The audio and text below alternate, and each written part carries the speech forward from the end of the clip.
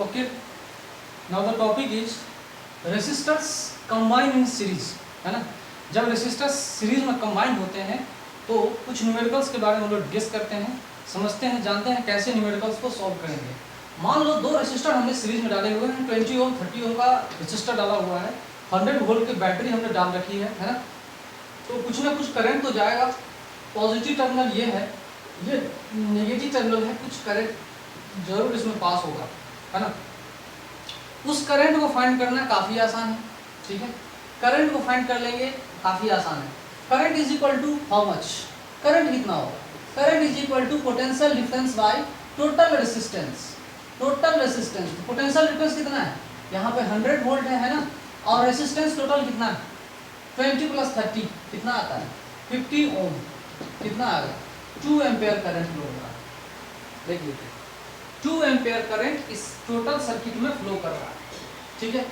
अगर 2 ampere current flow हो रहा है इसमें, तो हमें फाइंड करना है V1 एंड V2। देखिए V1 एंड V2 फाइंड करना, तब फिर काफ़ी आसान हो जाएगा। क्या, कैसे निकालेंगे, तो V1 की वैल्यू शॉर्ट फॉर्म में लिखेंगे। पहला तरीका, V1 की वैल्यू हम लिखेंगे, कितना लिखेंगे, V1 is equal to how much, V1 is equal to I into R1। एक बार में आंसर निकालेंगे, I into R1। I into R1 का मतलब हुआ, I मतलब 2, R1 मतलब कितना, 20, है ना। तो ये आ गया 40 वोल्ट, ठीक है। ये V1 अगर ये 40 है तो ये कितना होगा, 60, ठीक है। 100 - 40, तो यहाँ पर भी 60 लिख सकते हैं। इसका जो पोटेंशियल डिफरेंस होगा वो 60 वोल्ट होगा, और इसका जो पोटेंशियल डिफरेंस होगा वो कितना होगा, 40 वोल्ट होगा, ठीक है जी। देख लीजिए, तो कैलकुलेशन काफ़ी आसान होता है, ठीक है। लेकिन एक और मेथड है जो थोड़ा सा अलग टाइप का है, सेम ही है, सब कुछ सेम ही है। यहाँ देखिए, ये जो हमने फॉर्मूला लिखा V1/V2, रेसिस्टर्स में क्या होता है भाई, करंट सेम होता है। करंट अगर सेम होगा तो V1/R1, हाँ V1/R1 is equal to V2/R2, जो जिसको हमने सजा के कुछ तरह से लिखा हुआ है। V1/V2 is equal to R1/R2, हमने कुछ इस तरह सजा के लिखा हुआ है। तो अब आप ये देखिए, जब हमने सजा के रखा हुआ है, तो आप ये देखो कि ये तो इस तरह का सीरीज कॉम्बिनेशन में है, लेकिन V1 + V2 is equal to V है। तो इन दोनों इक्वेशनों को, ये मान लो इक्वेशन 1 है और ये इक्वेशन 2 है, इन दोनों इक्वेशनों को यूज करके हम लिख सकते हैं V1 is equal to R1 into this, इस टाइप से हम लोग कर सकते हैं। फिर V2 is equal to R2 into V by this, इतना लिख सकते हैं। ये एक्चुअली है क्या, ये है total current supplied by the battery in the series combination. I लिखेंगे, ये भी क्या है, I है। तो इस तरह से आप क्वेश्चन को सॉल्व कर सकते हैं, ठीक है। काफ़ी आसान है क्वेश्चन को सॉल्व करना, ठीक है। चलिए दूसरा तरीका मैं बताता हूँ कैसे क्वेश्चन सॉल्व करना है। मान लो ये हटा दिया हमने, 40 वोल्ट बैटरी को हमने यहाँ पे, मान लो कुछ हमें नहीं पता है, ये भी नहीं पता है, ठीक है। ये बैटरी का पोटेंशियल डिफरेंस भी हमें नहीं पता, ठीक है। हमें कुछ नहीं पता, हमें सिर्फ पता क्या है, करंट पता है, कितना करंट सप्लाई हो रहा है। तो मान लो कि यहाँ पे 4 एम्पेयर करंट सप्लाई हो रहा है। अगर 4 एम्पेयर करंट सप्लाई हो रहा हो तो V1 की वैल्यू कितनी होगी, पोटेंशियल डिफरेंस V1 जो है, इसके across potential difference across the first resistor का कितना पोटेंशियल डिफरेंस होगा वो हम कैलकुलेट कर सकते हैं। V2 is the potential difference across the second resistor. तो V1 जो हम निकालेंगे, क्या निकालेंगे, I into R1, 4 into 20, 4 into 20 मतलब हो गया कितना, 80 वोल्ट। V1 जो है वो क्या हो रहा है, 80 वोल्ट के बराबर हो जाएगा। V2 कितना है, V2 कितना लिखें, करंट कितना है, यहाँ पर करंट कितना है, 4 इंटू 30, तो कितना लिखेंगे, 120। तो 120 वोल्ट इसका आ जाएगा, दोनों मिला के 200 वोल्ट आ रहा है। देख लीजिए, बैटरी का पोटेंशियल डिफरेंस भी हम कैलकुलेट कर सकते हैं अगर हमें टोटल करंट सप्लाई पता हो तो, ठीक है। या नहीं तो इस केस में देखिए कि अगर हमें करंट पता चल गया और ये R1 R2 पता है, तो पोटेंशियल डिफरेंस भी हम फाइंड कर सकते हैं, ठीक है। तो बहुत सारी चीज़ें आपको इन्फॉर्मेशन इन सब चीज़ों से मिल सकता है। तो जो मैंने आपको बताया है कि दो रेसिस्टर, मैंने काफ़ी सिंपल केस बताया है कि दो रेसिस्टर जब सीरीज में रखे हुए हैं तो हम उस केस में क्या निकाल सकते हैं, V1 निकाल सकते हैं एंड V2 निकाल सकते हैं। ठीक है, रेशियो की बात करें, V1 एंड V2 की रेशियो की बात करें तो आप लोग समझ सकते हो ये दोनों में कॉमन टर्म है, तो क्या लिखेंगे, V1 रेशियो V2 निकालेंगे तो क्या होगा, R1/R2 आ जाएगा। R1 20 है और R2 कितना है, 30 है, तो 2/3 आ जाएगा आंसर।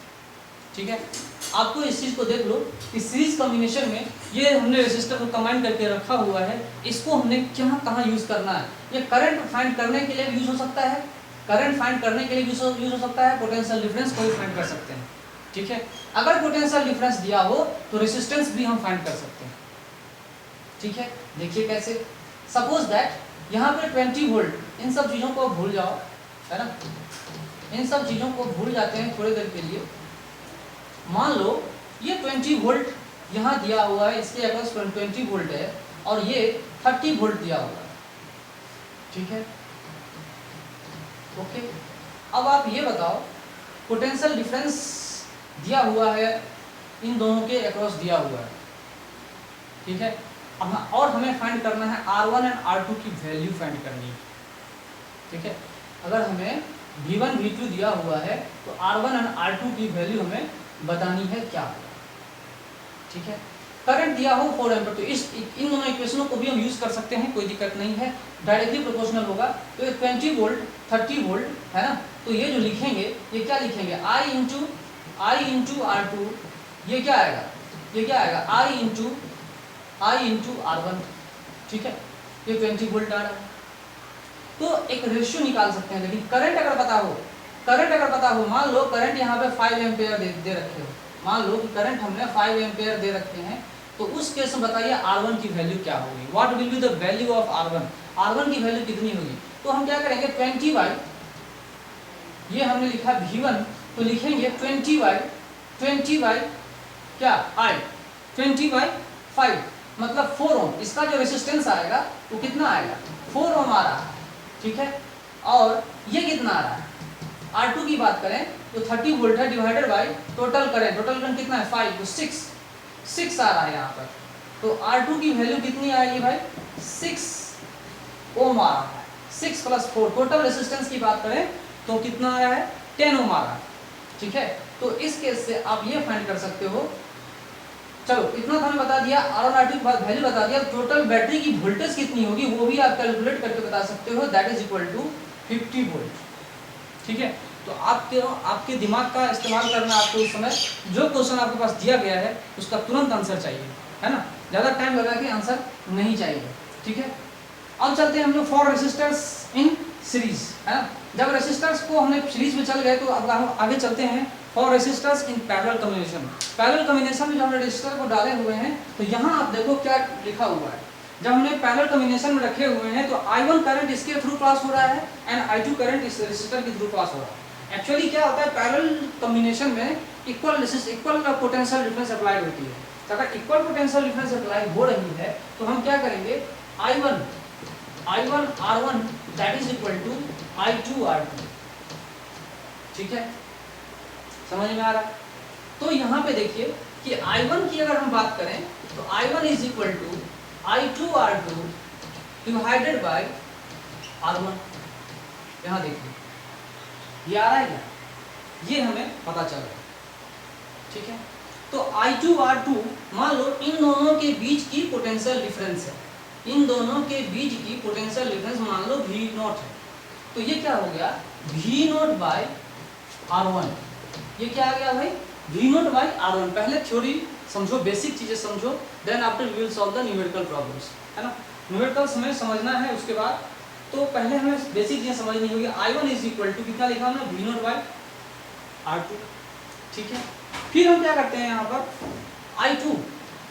I2 फाइंड करना है, हम लिख सकते हैं I1 R1 बाय R2 लिख सकते हैं, कोई दिक्कत नहीं है। I1 ये कितना लिख सकते हैं, V0 बाय R2 लिख सकते हैं।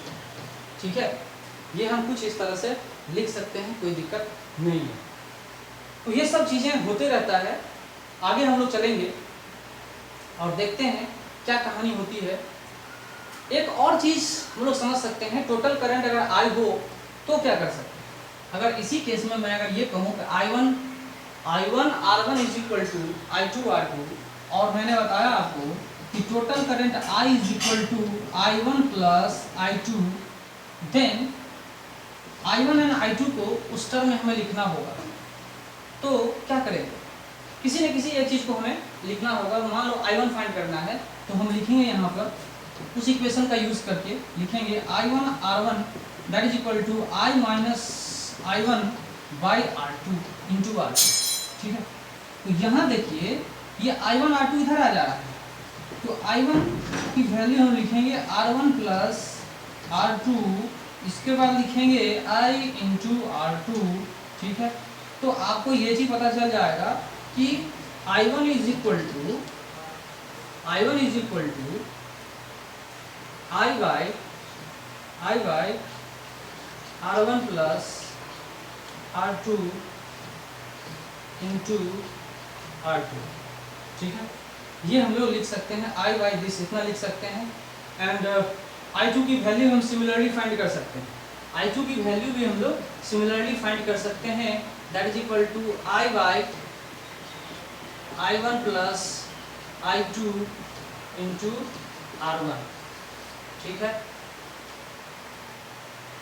तो इस तरह से हम लोग फॉर्मूला फाइंड कर सकते हैं। इससे बेस्ट जितने सारे न्यूमेरिकल्स होंगे हम लोग इजीली सॉल्व कर सकते हैं, है ना। और प्रैक्टिस कर लेंगे तो एग्जाम के लिए अच्छा रहेगा। ओके।